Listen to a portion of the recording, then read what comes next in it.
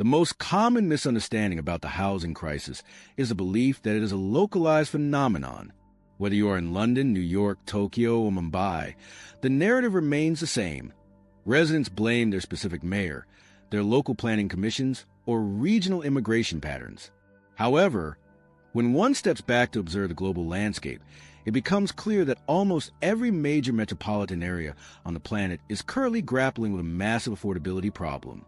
From the streets of Lisbon to the high-rises of Shanghai and the suburbs of Sydney, the crisis is ubiquitous.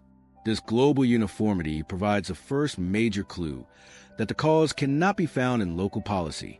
If the crisis were the fault of a single politician or a specific municipal building code, it would not be manifesting with identical symptoms across vastly different political and geographic landscapes.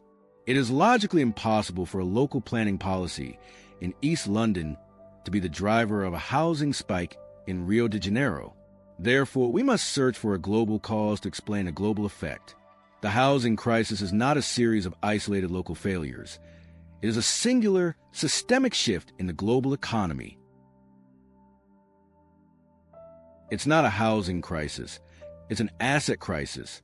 To understand why housing has become so expensive, one must realize that the phenomenon is not limited to houses. If you look at the period following the 2008 Great Recession, and specifically the years since the 2020 pandemic, a striking pattern emerges. It isn't just the price of a 3-bedroom semi-detached home that has skyrocketed. It is the price of almost everything that functions as a store of value. Consider the price of gold, which has more than doubled in just a few years. Look at the global stock markets, most of which are hovering near all-time highs. Observe the surging costs of farmland, luxury art, and vintage cars. When the price of every hard asset in the world trebles or quadruples simultaneously, it is a mistake to look for the answer within the specific mechanics of the coffee market, the sugar market, or the housing market. If you walk into a supermarket and every single item has tripled in price, you don't ask what's wrong with the coffee beans. You ask what has happened to the value of the money and who is holding it. The housing crisis is merely the most visible symptom of a much larger global asset price crisis. The simple math, rich people and assets. The mechanism behind this surge is remarkably simple. When you give wealthy people money, they do not spend it on sandwiches or shoes. They buy assets. Unlike the average worker who spends the majority of their income on survival and modest comforts, the wealthy have already satisfied their consumption needs. Any additional capital they accumulate is immediately funneled into investments that will preserve or grow that wealth. During the COVID-19 pandemic, trillions of dollars, pounds, and euros were accumulated by the wealthiest tier of society. This was not a secret. It was a predictable outcome of the economic stimulus and the structure of modern financial markets.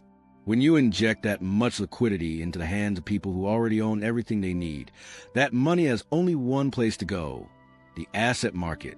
By flooding the top of the pyramid with cash, the global economy ensured that billionaires and multimillionaires would go on a buying spree. You are now in a direct competition with the ultra-wealthy for the ownership of the world's limited supply of land and property. How the wealthy own your house. A point of confusion often arises because the wealthy don't always appear to be buying up all the houses in a neighborhood. In Western economies like the UK and the US, housing remains the one major asset that ordinary people still technically own. However, this ownership is often an illusion facilitated by the mortgage system. A mortgage is essentially a mechanism that allows a wealthy person's capital to own your home by proxy. In any debt-based system, for every person who owes a debt, someone else must hold that debt as an asset. As house prices rise, the size of the average mortgage must also rise. When a family takes on a massive, lifelong debt to buy a home, they are essentially paying rent in the form of interest to the creditors who provided the capital. Whether a rich individual buys a house directly to rent out or lends the money to you so you can buy it, the end result for them is the same. They are capturing the economic output of the property. The explosion of mortgage debt is simply the flip side of the explosion of concentrated wealth. The historic outlier, the post-war era. Many people look at current house price to income ratios and assume that prices must eventually crash because they are unsustainable. However, a look at history suggests a much darker reality. If you examine the 19th century, the era of Charles Dickens, or the centuries of feudalism before it, you will see that housing was never affordable for the average person. High inequality was a historical norm, and in those periods, a small elite owned almost all the land while everyone else rented or lived in squalor. The period following the Second World War was the true historical outlier. For a few decades, wealth inequality dipped significantly, and a broad middle class was able to compete for and own assets. What we are witnessing today is not a new crisis, but a return to the historical status quo. As inequality increases and wealth concentrates back into the hands of a few, we are returning to a world where the average worker cannot afford to own a piece of the earth they stand on. The myth, the standard political solution offered for this crisis, is to increase supply. Just build more houses, the slogan goes. While building more housing sounds logical in a vacuum, it fails to address the underlying driver of the price, the concentration of wealth. In cities like London, cranes dominate the skyline, and massive luxury towers are rising even in the poorest boroughs. Yet, affordability continues to vanish. This is because no matter how many houses you build, you cannot outbuild a global surge in asset demand from the ultra-wealthy. If your town is being flooded by an ocean, you cannot save your house by bailing out with a bucket. You have to stop the rising tide.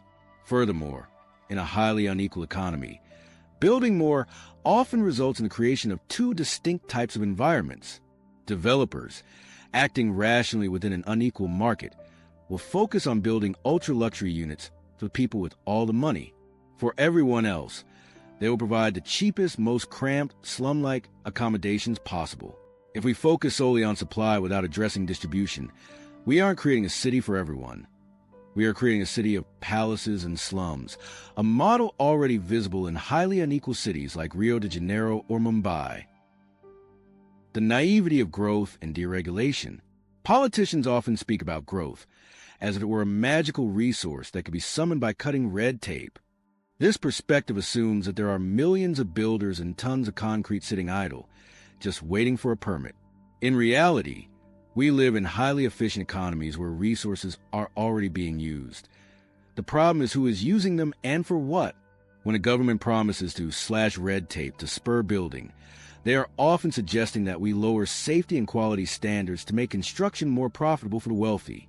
The 2017 Grenfell Tower disaster in London, where 72 people died due to unsafe building materials, is a haunting reminder of what happens when safety standards are sacrificed for the sake of efficiency and growth. Lowering the quality of life and the safety of residents is not a solution to affordability.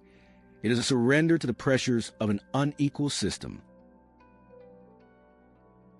The hard truth.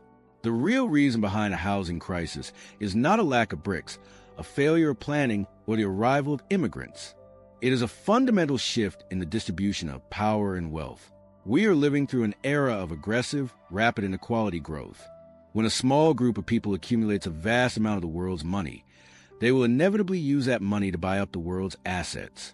Housing is expensive because the people you are competing against are richer than they have ever been in human history.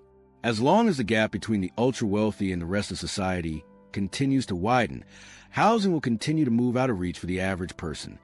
Building more units might change the shape of our cities, but it will not change the price of the entry ticket as long as the richest players at the table have infinitely more to spend than you do. The housing crisis is, and has always been, a crisis of inequality.